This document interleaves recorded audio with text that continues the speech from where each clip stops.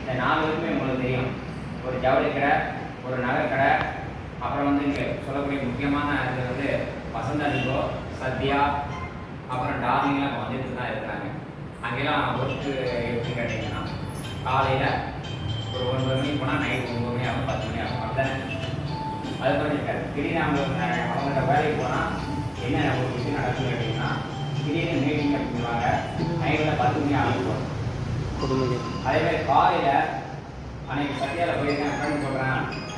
அதாவது காலையில் 8 மணிக்கு அங்கே இருக்கணும், 8 மணிக்கு மீட்டிங் வைப்பாங்க, அங்கே இருக்கணும். அது ஆனால் இருந்தாலும் இருந்தாலும் அந்த டயத்தை பாருங்க.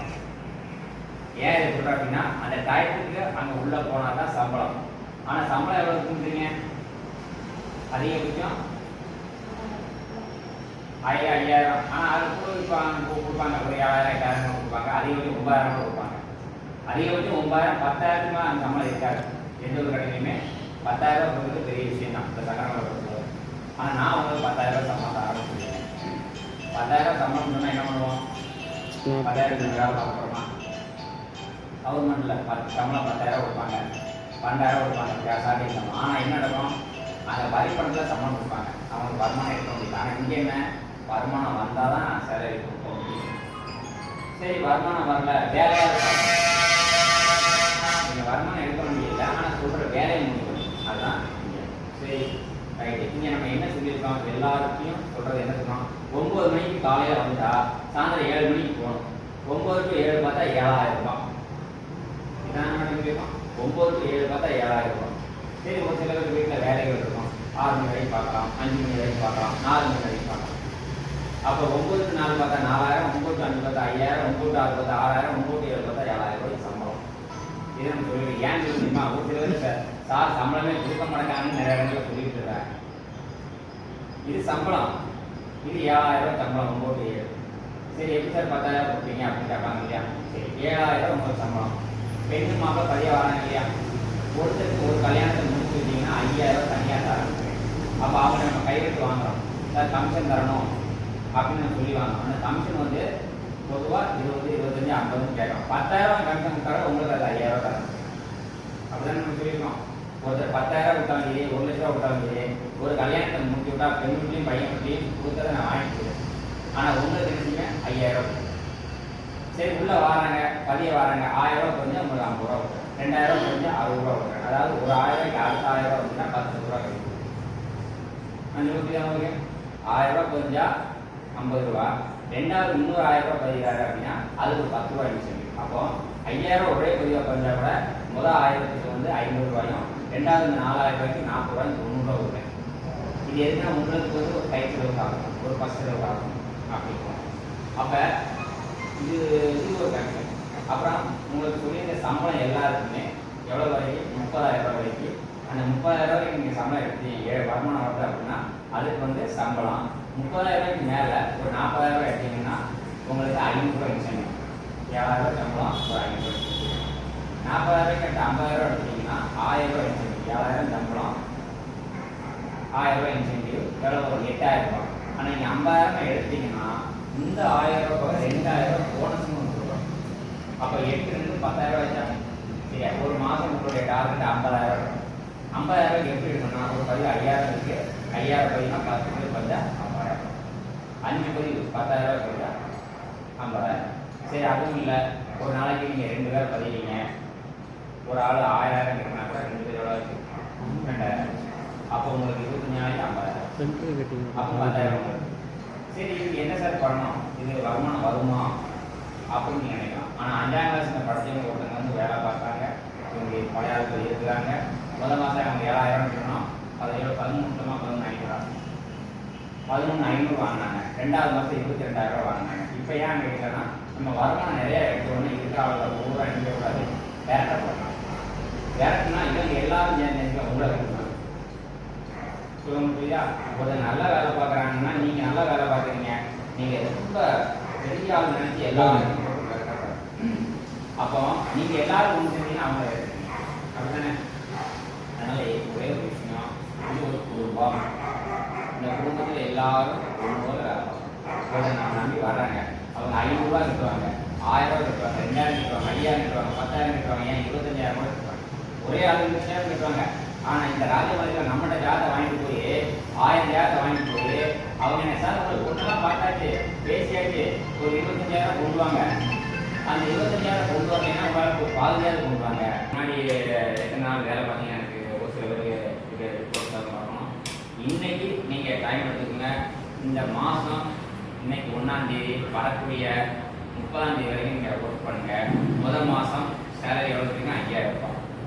எனக்கு ட்ரைனிங் சரிண்ணா. இந்த முதல் மாத ட்ரைனிங் 5,000 ரூபாய். 2வது மாத ட்ரைனிங் நான் சொன்ன சேலரி டைமிங் சேலரி இன்சென்டிவ் சரிண்ணா. நீங்கள் ஒரு ஆள் 2 வயது ஆகாம நான் சொல்கிறது நீங்கள் ஃபாலோ பண்ணுங்க. பக்கத்தில் யார் இருந்தாலும் தேவையில்லாத கதையை பேசணும். உங்களுக்கு நீங்கள் பேசக்கூடிய கதை யார்கிட்ட பேசணும்? வேணுவது மாற்றம் இதில் வந்துட்டாரா? அவர் முன்னால் 2,60,000 பேர் பதிஞ்சுருக்காங்க. பட்ஜெட் நிறைய இருக்குது. நம்ம என்ன செய்யணும் அப்படின்னு கேட்டிங்கன்னா முதல்ல அந்த மேட்ச் எடுத்து யார் பணம் கட்டுறோம் அவங்கள ஃபோக்கஸ் பண்ணணும். அவங்கள ஃபோக்கஸ் பண்ணி டெய்லி வரைக்கணும். நேரம் உள்ளே வந்துடும். உள்ளே வந்தவொன்னு என்ன செய்யணும்? வேணும்னு மாப்பிட்டு பேசி கையில் கொடுத்துருக்கணும். அடுத்து உங்களுடைய மொபைலில் எந்த மிஸ்காலையும் மிஸ் பண்ணாங்க. ஃபோன் எல்லாம் எடுத்து அட்டன் பண்ணணும். நம்ம 100 பேருக்கு பேசுகிறத விட நம்ம 10 பேருக்கு அவங்க பேசிப்பாங்க. அவங்களுக்கு பதில் கொடுக்கணும். முதல்ல ஒரு கஸ்டமர் உள்ளே வந்தாங்கன்னா வாங்க உட்காந்து சிரிச்சு முதல்ல ஃபாலோ எங்கே பாருங்க என்ன ஏது அப்படிங்கிற ஃபாலோ பண்ணி உட்கார சொல்லுங்க. அதுக்கு ஒரு ஆள் தனியாக அவங்க பாருங்க. நான் ஓனர் போட்டு உங்களை தொழில் பண்ணுறேன் இந்த தொழில் பண்ணுறோம். நீங்கள் என்ன செய்யணும்? ஒவ்வொருத்தரும் ஒரு தொழில் எடுத்துக்கணும். நீங்கள் இந்த வேலை பார்க்குற ஒவ்வொருத்தரும் ஆக்டிவாக இருக்கிறீங்க. நல்லா ஆக்டிவாக இருக்கிறீங்க. ஆனால் அது ஒரு சிலர் வந்து ஏதோ கவனக்குறைவாக இருக்குது. அதுதான் நான் டெய்லி முன்னேறி கொடுப்பேன். அடுத்து இன்னொரு விஷயம் சார், நான் வெளியூர்லேருந்து வரேன் எனக்கு ஃபஸ்ட் எய்ட் வேணும் அப்படின்னு முதல் மாதம் உங்களுக்காக ஒரு மாதம் என்ன பண்ணுறேன்னா டெய்லி உங்களுக்கு ஃபஸ்ட் எய்ட் எவ்வளோ ஒரு 50 எவ்வளோ வேணுமோ வாங்கிக்கலாம். 50 ரூபா 40 ரூபா. இது அதிகபட்சம் ஃபஸ்ட் எய்ட் எவ்வளோ வருது ஒருத்தருக்கு? ஒரு நாளைக்கு எவ்வளோ? ஒரு நாளைக்கு 100 ரூபா உங்களுக்கு வருதா? சரி அடுத்து உங்களுக்கு 60 வேற 80 ரூபாயா? 80 100 அந்தாடி. சரி உங்களுக்கு 100 ரூபா வருது. எத்தனை மணிக்கு காலை வரீங்க? 11 மணி ஆயிடுது. போகிறது இங்கேருந்து எத்தனை மணிக்கு போகிறீங்க? இப்போ 11:04 தான் போகிறீங்க. வாரத்து 11 ஆயிடுது. போகிறது 4 ஆயிடுது. அப்போ ரொம்ப டைம் கம்மியாக தான் இருக்குது.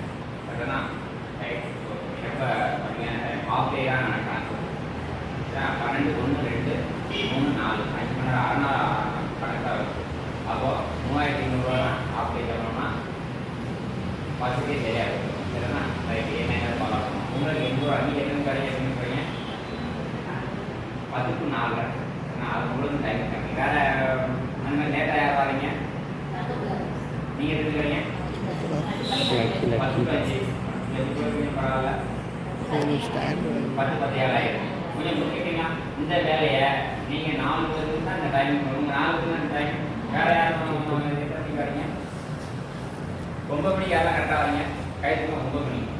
வேறு 9 மணி.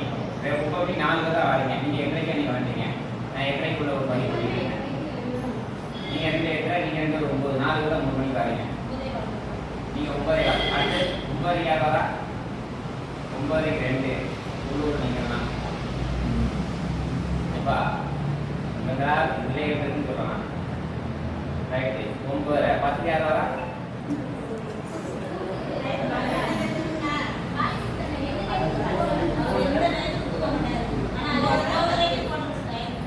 ரைட். ஓகே. இப்போ முடிச்சுக்கிட்டீங்களா? இந்த நீங்கள்லாம் லேக்ஸாக இருக்கிறதுனால உங்கள் வீட்டில் உங்களுக்கு உள்ள வேலைகள் வராங்க. அதுக்கு நான் அக்செப்ட் பண்ணிக்கிறேன். அப்போ நீங்கள் என்ன நினைப்பீங்கன்னா சேலரி வந்து நான் சொல்லிட்டேன் ஓப்பனாக தான் எனக்கு சொல்கிறேன். சம்பளம் வந்து எல்லாருக்கும் ஒன்று. ஆனால் டைமிங் சம்பளம் அதுக்கு இவங்களுடைய திறமை இன்சென்டிவ். இந்த புதுசாக வந்து நேற்று யாராவது 50 ரூபா வாங்கிங்க பார்த்தீங்கன்னா முதல் நாளே வந்துருக்காங்க. முதல் நாளே அவங்க 50 ரூபா இன்சென்டிவ் கொடுக்குறோம். நான் சந்தோஷமாக உங்களுக்கு கொடுக்குறேன். அதே மாதிரி டீ காஃபி நீங்களே எவ்வளோ நாளும் வாங்கிக்கலாம், எவ்வளோ நாளும் சாப்பிடுங்க. அதில் எந்த குறையும் கிடையாது. புரிஞ்சுதான்? இதுதான் நீங்கள் கொடுக்குறது. இப்போ நீங்கள் இந்த 4 பேர் டைம் இருக்குது. நீங்கள் 2 பேர் டைம் இருக்குது. அதோட உங்களுக்கு பிரச்சனை எல்லாம் ஃபாலோ பண்ணிக்கலாம். நீங்கள் இதில் என்ன தெரியுமா? சம்பளத்தை மறந்துட்டு இன்சென்டிவ் வாங்க பாருங்கள். வாரத்தில் ஒரு கல்யாணத்தையாக நம்ம முடிச்சுக்கிறோம். நம்மளோட ப்ரொஃபைல் அவ்வளவு கஸ்டமரோட உள்ளே வராங்க இல்லையா? அதை ஃபாலோ பண்ணுங்கள். இப்போ ஒரு உதாரணத்துக்கு வந்து பார்த்தீங்கன்னா நீங்கள் வந்து லேட்டாக வந்து கூட வர்றீங்க, இந்த இதையுமே நான் உங்களுக்கு பண்ணி தரேன். நீங்கள் லேட்டில் இருக்கீங்க, வீட்டில் பிள்ளைகளை பார்க்கணும், எல்லாத்தையும் பார்க்கணும்.